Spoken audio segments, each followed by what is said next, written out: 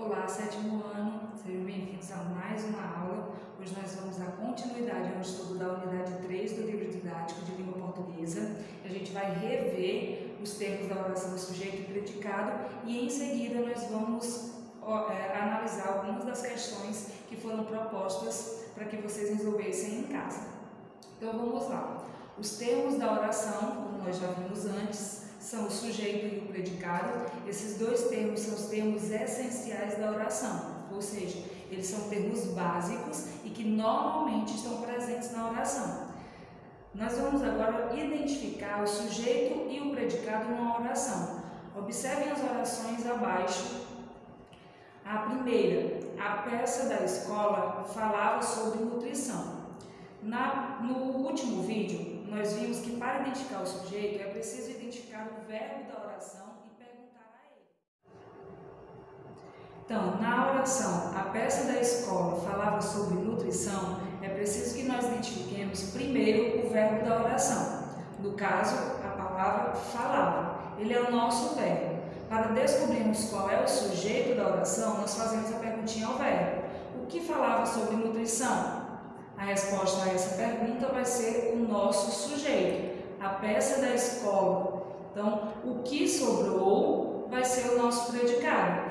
Falava sobre nutrição é o nosso predicado.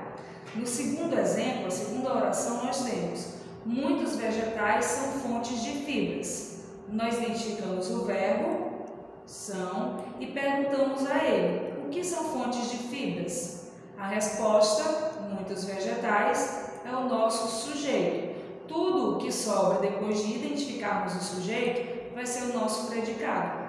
No exemplo 3, a fantasia de cebola parecia a cabana do pai Tomás.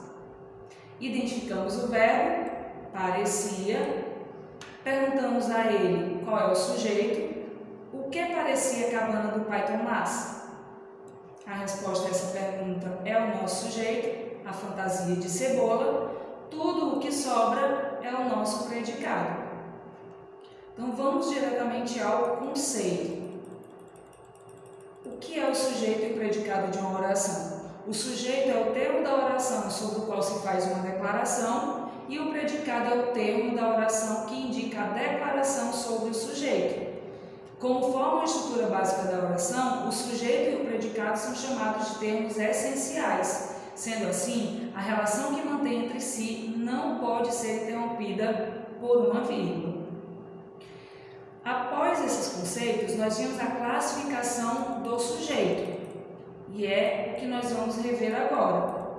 O que é o sujeito, quais os tipos de sujeito que existem.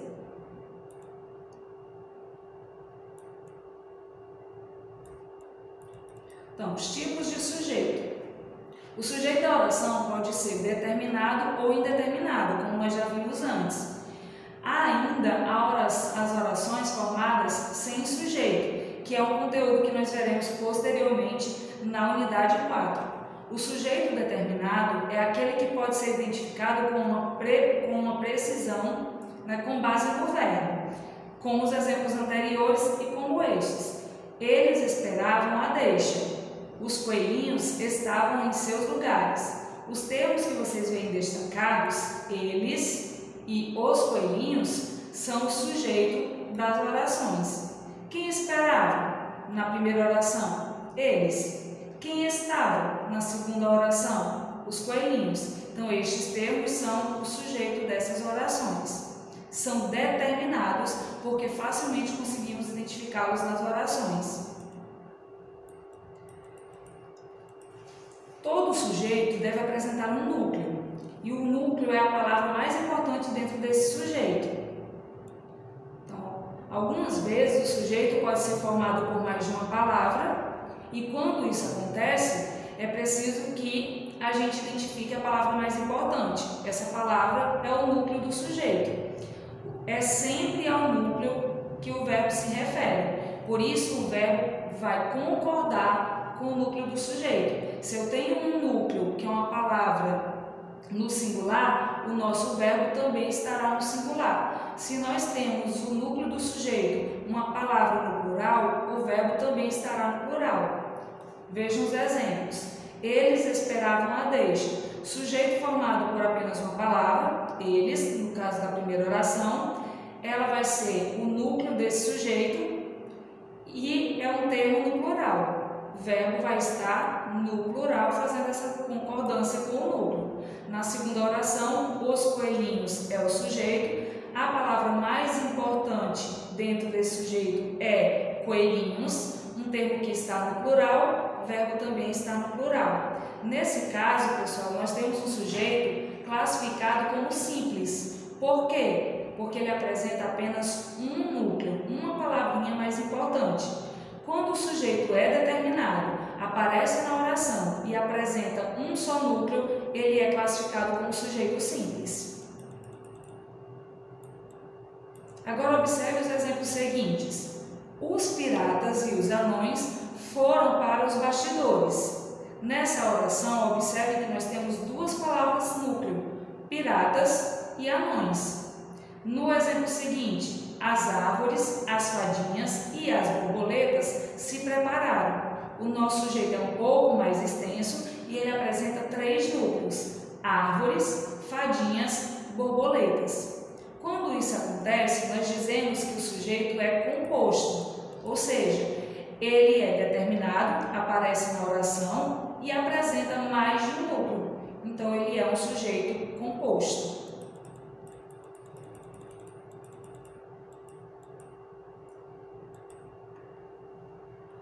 Observem os exemplos seguintes. A professora desembaraça os véus.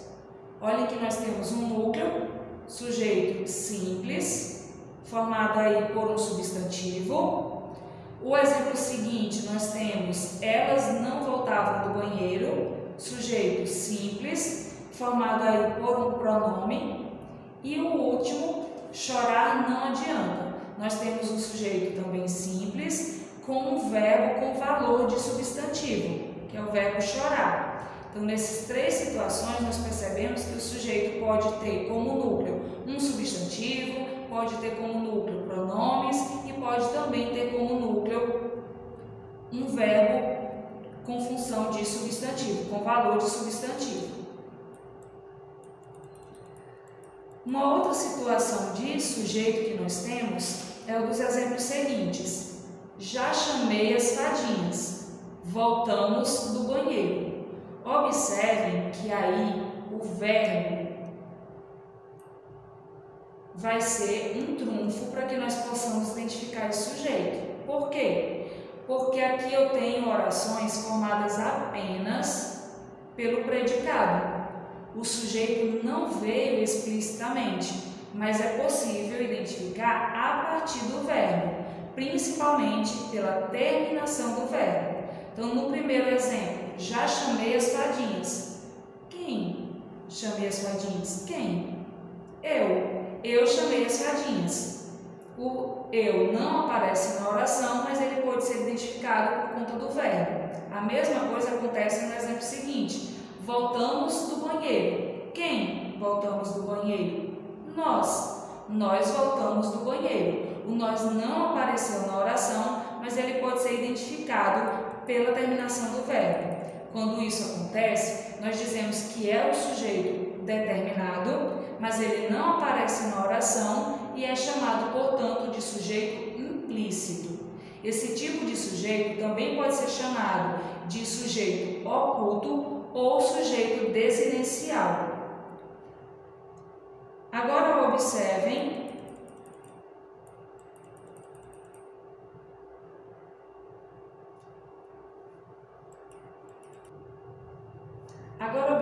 este outro exemplo.